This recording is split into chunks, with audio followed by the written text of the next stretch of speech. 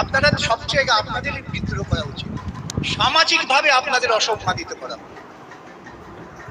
শিক্ষক মানেই দুর্নীতিগ্রস্ত।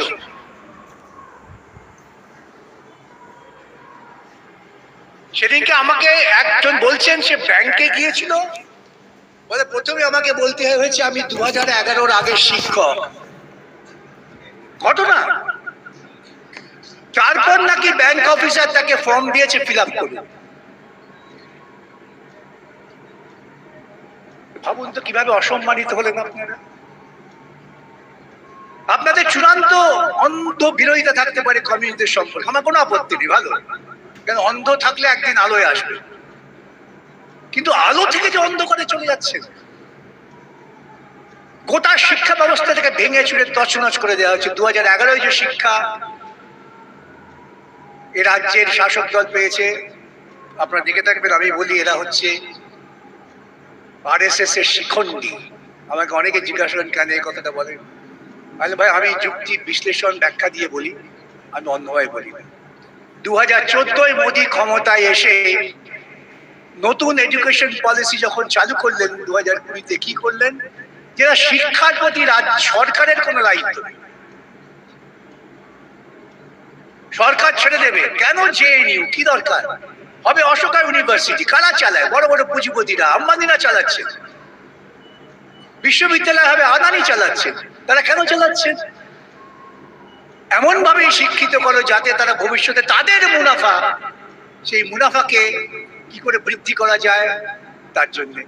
অশোক ইউনিভার্সিটির একজন তরুণ রিসার্চ স্কলার, তিনি একটা আর্টিকেল লিখলেন ভারতবর্ষের অর্থনৈতিক নীতির বিরুদ্ধে। দেখালেন তিনি যে এই অর্থনীতি আমাদের কোথায় অন্ধকারে নিয়ে যাবে, তাকে ছাঁটাই করে দেওয়া। এ থেকে কি ইঙ্গিত দিল? ওই মধ্যবিত্ত ঘরের ছেলে যে সবাই বিয়ে করে সে ভাবলো আমার চাকরি চলে যাবে, কি দরকার, আমি জো হুজুর হয়ে যাই। এই জো হুজুর তৈরি করার কারখানা তৈরি হয়ে গেল।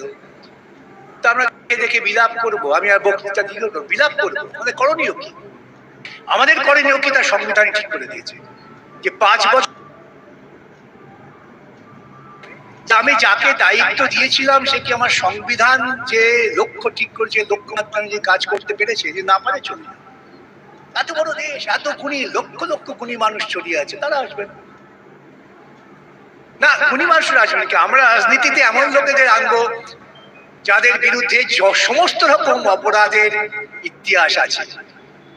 আমরা এমন লোককে গলায় মালা পরাবো যে লোকটা ধর্ষণ করে আদালতে সাজাপ্রাপ্ত যদি হয়, আমরা তাকে বার করে বলবো না না তুমি উচ্চ বর্ণের, তুমি তো ধর্ষণ করতে পারো না। কেন? মনুস্মৃতি আমাদের শিখিয়েছে। প্রসঙ্গতে বিলকিস বানুর ঘটনার কথা আমি বলছি। বিলকিস বানুকে যারা ধর্ষণ করলেন, আদালত তাদের সাজা দিলেন আজীবন কারাদণ্ড। গুজরাটের বিজেপি সরকার মোদী সরকারের সঙ্গে ঠিকঠাক করে বললেন আমাদের সরকারি ক্ষমতা আছে, আমরা একে মুক্ত করে দিলাম। সরকারি ক্ষমতা কেন দেওয়া হয়েছিল? যে একটা মানুষ হয়তো জীবনে ভুল করে অপরাধ করেছে, সে হয়তো ক্রমান্বয়ে নিজেকে সংশোধিত করেছে, তার নৈতিক গুণ বিকশিত হয়েছে, তাকে মুক্ত করে দাও। সেই অধিকারকে প্রয়োগ করলাম, প্রয়োগ করে কি বললাম, তাদের ডেকে নিয়ে এসে গলায় মালা পরিয়ে বললাম এরা উচ্চ বর্ণের ব্রাহ্মণ, এদের বিরুদ্ধে ধর্ষণের অভিযোগ হতে পারে না। কেন? মনুস্মৃতিতে বলা হয়েছে উচ্চ বর্ণের ব্রাহ্মণ সানন্দে নিম্নবর্ণের যোনি উপভোগ করতে পারেন, তাতে নিম্নবর্ণের যোনি পরিশুদ্ধ হবে। আমরা অনেক মহিলা এখনো কিন্তু হাততালি দিয়ে এখনো ভাবি বিজেপির দিকেই যাবো। কি দরকার সিপিএম আপনাকে বলে ভুলে যাবে? এই যে কথাগুলো আমি বলছি একটাও কাল্পনিক কথা নয়, আপনারা নিজেরা নিজেদের জ্ঞান চর্চার প্রক্রিয়ার মধ্য দিয়ে খুঁজে পাবেন। আমি সূত্র ধরিয়ে দিচ্ছি। তাহলে 5 বছর পর যখন আমার কাছে ক্ষমতা এসছে, আমাকে আমার মতামতটা স্পষ্ট এবং দৃঢ় মতামত দিতে হবে। আমরা মুক্ত শিক্ষা চাই, আর কিছু বলতে হবে। আমরা জ্ঞান চর্চার মুক্ত পরিবেশ চাই। একজন অধ্যাপক হুইল চেয়ারে চলেন,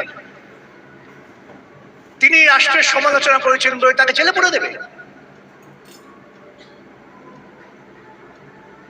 এই যদি পরিস্থিতি হয়, আমরা কি আমাদের প্রজাতান্ত্রিক দায়িত্ব পালন করতে পারবো কি পারবো না, এটাই বিচার্য।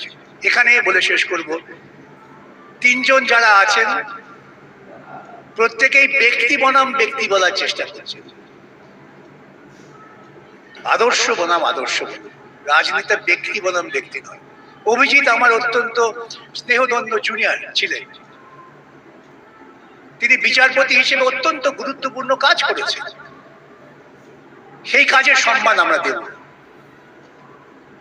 কিন্তু যখন তিনি তার বিচারপতি আসন ত্যাগ করেছেন তখন তিনি আর বিচারপতির ক্রিয়ার সম্মানের গৌরব নিয়ে বাঁচতে পারেন, কিন্তু তার জন্য কৃতিত্ব দাবি করে আপনাদের বিভ্রান্ত করতে পারেন।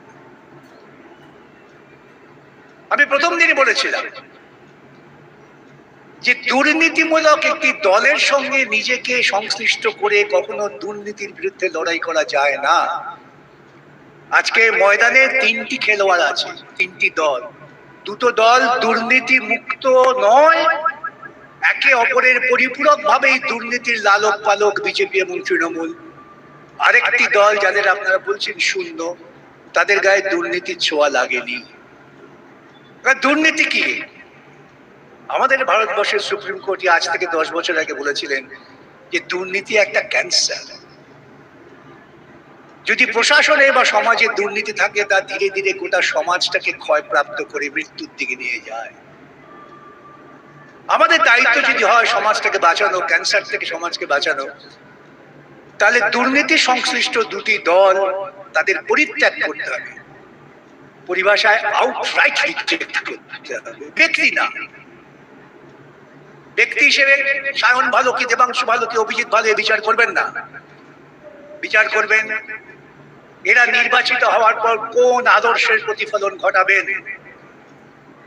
সেই আদর্শ যদি আপনার মনে প্রাণে সারা জাগায়,